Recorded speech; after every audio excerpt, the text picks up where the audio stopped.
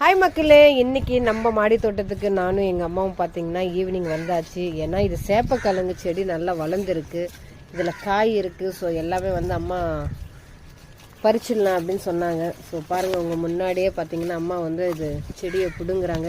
எவ்வளோ நம்மளுக்கு சேப்பக்கிழங்கு கிடைக்கிது அப்படின்னு சொல்லிட்டு வெயிட் பண்ணி தான் பார்க்கணும். ஸோ எங்கள் அம்மா அந்த செடி கூட சண்டை போட்டுட்ருக்காங்க.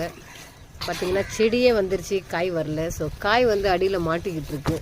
ஸோ ஒன்று தனியாக எடுக்க முடியல. ஸோ இந்த தாப்பியோட ஹெல்ப்பால் எடுக்கிறாங்கன்னு நினைக்கிறேன்.